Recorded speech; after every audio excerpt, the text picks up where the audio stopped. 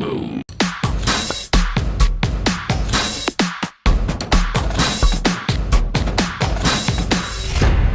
Jim Schultz back with you guys for another episode of the Greeks Crash Course. And we are now knee deep into this guy, man. This is episode number 3 where we are going to cover Vega. Now, we got to be open. We got to be honest. We got to be transparent here at the outset.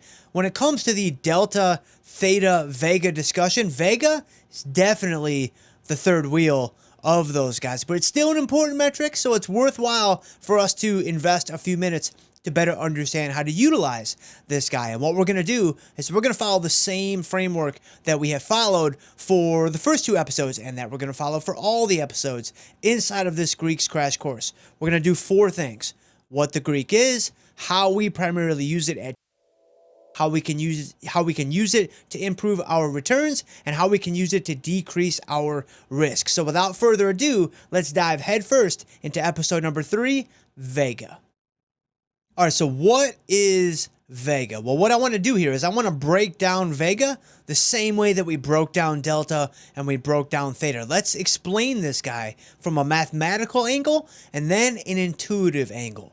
So mathematically, Vega is a first derivative of the Black-Scholes option pricing model. It is the first derivative with respect to volatility. In other words, it's going to show us exactly how a change in volatility will impact the resulting option price. That's it. Pretty simple and pretty straightforward. And from a mathematical standpoint, regarding the math, that's pretty much all we need to know to move right into the intuition. Okay, so intuitively, the conversation regarding Vega is actually going to be very similar to the one that we had regarding Theta. But before we get into the specifics, let's first understand that volatility has a special relationship with option prices that we have to be aware of. When volatility rises, ceteris paribus, option prices will also rise. When volatility falls, option prices will also fall. So now, let's take that idea and let's translate that into long options versus short options. If I'm long an option, I'm going to be positive Vega. What that means intuitively is I want volatility to rise. I want volatility to expand. I want this to happen because that expansion will lift the option price of the option that I bought. This is a positive outcome for me. Conversely, if I'm short options, I'm going to be negative Vega. So I'm actually going to want volatility to fall. I'm actually going to want volatility to contract. I want volatility to contract because that will send the option price lower of the option that I have sold, and I eventually have to buy back. Intuitively, this is basically the extent of how we use Vega and its relationship to individual options. But it's also important to recognize 2 additional things that are noteworthy. Number 1, Vega is higher for at-the-money options relative to in-the-money options or out-of-the-money options, and Vega is also higher for longer-term options relative to shorter-term options. All right, so how do we use Vega at? Well, to begin this discussion, it's really helpful to remember that how we process things at the portfolio level is different from how we process things at the position level. And we kind of saw this take shape in episode 1 with Delta and episode 2 with Theta. What's different about the discussion here with Vega is Delta and Theta, we used both of those Greeks on both of the different levels. We used Delta and Theta at the portfolio level and at the position level. When it comes to Vega, we really only look at Vega at the portfolio level, if we look at it at all. And here's what I mean by that. In the early days of we paid a lot more attention to portfolio Vega. We tried to optimize our Vega. We tried to keep it within certain ratios and certain limits relative to other Greeks like Delta or Theta. But as we've grown and we've learned and we've adapted based on our own experiences, based on our own understanding of the markets, based on our own research and our empirical results, what we've come to realize is this: we don't need to actively monitor portfolio Vega anymore. If our portfolio Delta and our portfolio Theta are in line and on target with what we're trying to achieve, then portfolio Vega just naturally takes care of itself. Hey, quick shout out to episode 14 and episode 15 back from the first crash course where we covered portfolio delta and portfolio theta in painstaking detail. So be sure to check that out. But to bring this whole point, full circle in terms of how we use portfolio Vega, it plays much more of a support role than it does a lead role. All right, so how do we use Vega to increase our returns?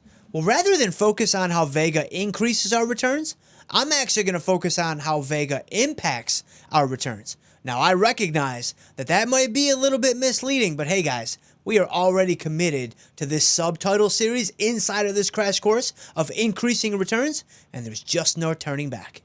When it comes to option profitability, it's very important that we all recognize that there are only 3 ways to make money when you buy or sell options: delta, theta, or Vega. Okay, now of those 3, delta, theta, and Vega, Vega is by far and away the most hidden of those 3. It's never as clear as delta, it's never as obvious as theta, but it is always there, and it's always kind of working behind the scenes. All right, now that we understand that, let's move one step forward. The market, just as a whole, is usually in a state of contraction. Volatility contraction. 80 to 85% of the time, the volatility in the marketplace is indeed contracting. Okay, we are option sellers at the core. We are option sellers most of the time. Remember, when I sell an option, I'm negative Vega. What does it mean if I'm negative Vega? It means that I want volatility to go down. I want volatility to contract. So this is definitely going to help my returns in the long run. However, as we're all well aware of now being 3 episodes into this crash course, every gimme has a gotcha. And that whole volatility contraction business, that's a pretty decent sized gimme. So you might be wondering, Jim, is there an equally sized gotcha just lurking in the shadows? Yes, there is. The market is normally contracting. The market does usually contract, which helps us a lot. There's your gimme. But it doesn't always contract. It's not always just perpetually in this state of volatility decrease. Volatility can increase too. Volatility can expand as well. And sometimes this expansion happens quickly.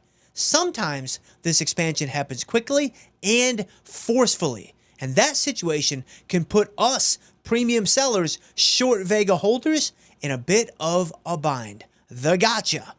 So that brings me to our next section. All right, so how do we reduce our risk exposure with Vega? Well, this one, guys, this is going to be the easiest segment that we've had thus far inside the Greeks crash course. And this is why. You've already done it. You are already in the process of mitigating your risk exposure by way of Vega. And specifically, what I mean is this. If you've been following along with what we're doing, as I've already mentioned just a few minutes ago, if your delta is in check, as we've talked about in this crash course and previous crash courses, then you are on the right track.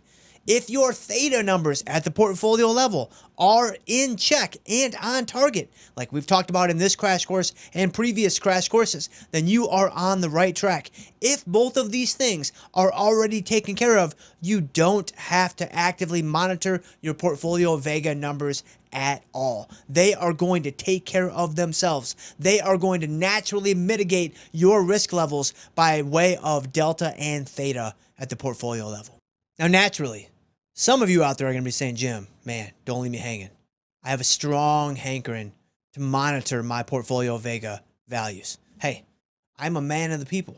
If you find yourself in that position, then you need to Google Tasty Trade Theta Vega ratio. You're going to run up against a number of resources that the research team has put together. They might be a bit dated now, but they're going to point you in the right direction.